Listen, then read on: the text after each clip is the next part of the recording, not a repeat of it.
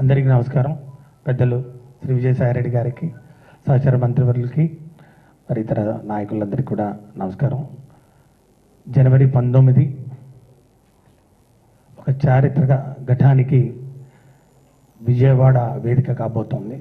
విజయవాడ నడిబొడ్డున స్వరాజ్ మైదానంలో 125 అడుగుల డాక్టర్ బాబాసాహెబ్ బిఆర్ అంబేద్కర్ గారి కాంస్య విగ్రహావిష్కరణ కార్యక్రమం గౌరవ ముఖ్యమంత్రి వర్యులు, జనహృదయ నేత శ్రీ వైఎస్ జగన్మోహన్ రెడ్డి గారి అమృత హస్తాల మీదుగా ఆ యొక్క స్టాచ్యూ ఆఫ్ సోషల్ జస్టిస్, ఆ యొక్క విగ్రహావిష్కరణ కార్యక్రమం జరగబోతూ ఉంది. గత వారం రోజుల నుంచి అనేకమైనటువంటి కార్యక్రమాలు దానికి ముందస్తుగా, ముఖ్యంగా కర్టన్ రైజర్స్గా నిర్వహిస్తున్నటువంటి విషయం కూడా మీ అందరికీ తెలుసు. జన్ భాగీదారుల కార్యక్రమంలో భాగంగా ఈరోజు కూడా ఒక కాన్క్లేవ్, మరి చర్చా గోష్ఠిని కూడా నిర్వహించుకోవడం జరిగింది.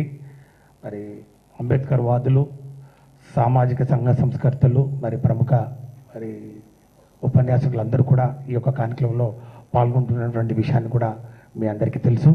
మరి రేపు జరగబోయే కార్యక్రమం, 19వ తారీఖు జరగబోయే కార్యక్రమం ముఖ్యంగా బాబాసాహెబ్ బిఆర్ అంబేద్కర్ గారి విగ్రహావిష్కరణ కార్యక్రమానికి ఒక చరిత్ర ఉంది. గత పాలకులు, మరి ముఖ్యంగా జగనన్న ప్రభుత్వంలో, జగనన్న నాయకత్వంలో మన యొక్క ఆలోచన విధానానికి అద్దం పట్టే విషయం ఆ యొక్క ఘటం అని చెప్పి కూడా నేను మనవి చేస్తూ ఉన్నాను. ఎందుకంటే ఆ స్వరాజ్ మైదానం గత పాలకులు ఈ విధంగా ఆలోచన చేశారు. బాబాసాహెబ్ బిఆర్ అంబేద్కర్ విగ్రహం స్థలం ఎక్కడ పెట్టాలని వారు ఎలా మరి ఆలోచన చేశారని దాన్ని మీరందరూ ఒకసారి గమనించాలని చెప్పి కూడా నేను మనవి చేసుకుంటా ఉన్నాను. బాబాసాహెబ్ బిఆర్ అంబేద్కర్ గారి విగ్రహం ముళ్ళపొదల్లో ఎక్కడో, అమరావతిలో కాళ్ళ కింద ఎక్కడో, ఆ యొక్క భూభాగంలో కింద స్థలంలో 100 కోట్లతో పెట్టాలి, అది కూడా అని చెప్పి ఊరికే పేపర్లలో గ్రాఫిక్స్ చేసి వదిలేసినటువంటి పరిస్థితి. రాజకీయంగా ఒక అంశంని పక్కదో పట్టించే క్రమంలో ఆ యొక్క అంశాన్ని తీసుకొచ్చారు తప్ప చిత్తశుద్ధితో వారు ఆ యొక్క కార్యక్రమాన్ని మొదలు పెట్టలేదు. అందుకే అది పూర్తి కాలేదు. అట్లా కాకుండా ఈరోజు జగన్మోహన్ రెడ్డి గారు చేపట్టినటువంటి కార్యక్రమం ఏదైతే ఉందో, ఆ స్వరాజ్య మైదాన్, గత పాలకులు అదే స్థలాన్ని వాళ్ళు ఏ విధంగా ఆలోచన చేశారో ఒకసారి గమనించాలి. గత పాలకులు అదే స్థలాన్ని, అది వేల కోట్ల రూపాయలు విలువ చేస్తుంది, అక్కడ ఒక మాల్ కట్టాలి, అక్కడ ఒక కమర్షియల్ కాంప్లెక్స్లు కట్టాలని చెప్పి కన్సల్టెన్సీని వేసి మరి దానికి ఒక కొన్ని కోట్ల రూపాయలు కూడా ఖర్చు పెట్టినటువంటి పరిస్థితి ఈరోజు డాక్యుమెంటరీ ఎవిడెన్సెస్ ఉన్నాయి.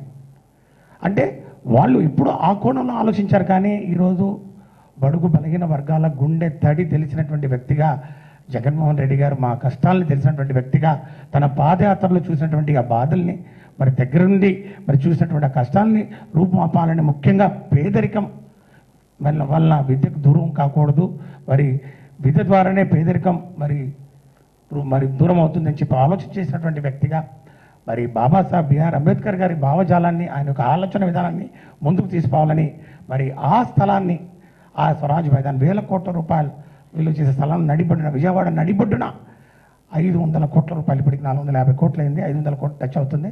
500 కోట్ల రూపాయల విలువతోటి ఆ యొక్క విగ్రహావిష్కరణ అక్కడ చేస్తే అందరికీ స్ఫూర్తిదాయకంగా ఉంటుంది. భావి తరాలకు మరి ఆయన యొక్క ఆలోచన విధానాన్ని, ఆయన యొక్క భావజాలాన్ని గుర్తు చేసే విధంగా అది ముందుకు పోతుందని చెప్పి ఆలోచన చేసిన వ్యక్తి ఎవరుంటారో ఒక జగన్మోహన్ రెడ్డి గారు తప్ప. అందుకే ఖచ్చితంగా ఆ యొక్క కార్యక్రమాన్ని మనం ముఖ్యంగా రాష్ట్రంలో ఉన్నటువంటి 1 కోటి మంది మరి దళితులు కానివ్వండి, బడుగు బలహీన వర్గాలు, దళిత వర్గాలు 2/3 ఆఫ్ ది పాపులేషన్ మనం ఉన్నాం కాబట్టి ఇది ఒక మనకు పండుగగా, ఈ రాష్ట్ర పండుగ, దాన్ని జరుపుకోవాల్సినటువంటి బాధ్యత మనందరి మీద ఉందని చెప్పి కూడా మనవి చేసుకుంటూ పెద్ద ఎత్తున అందరూ కూడా తరలి రావాలి.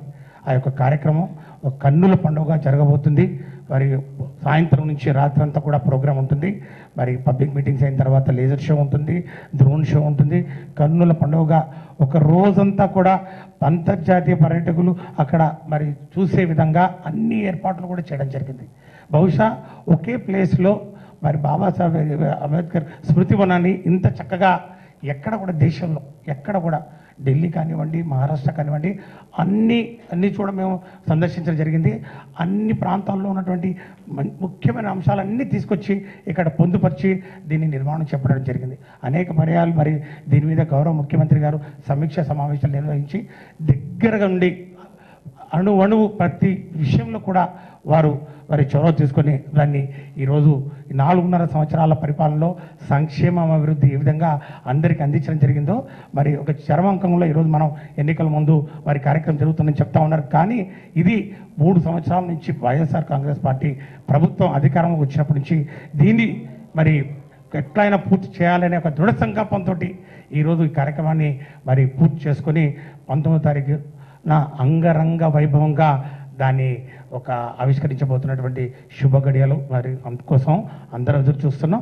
దయచేసి ఒక కార్యక్రమాన్ని మరి అందరూ కూడా పెద్ద ఎత్తున పాల్గొని విజయవంతం చేయాలని చెప్పి కూడా వైఎస్ఆర్ కాంగ్రెస్ పార్టీ తరఫున ప్రభుత్వం తరఫు నుంచి కూడా మేము అందరినీ కోరుకుంటూ సెలవు తీసుకున్నాం. Thank you.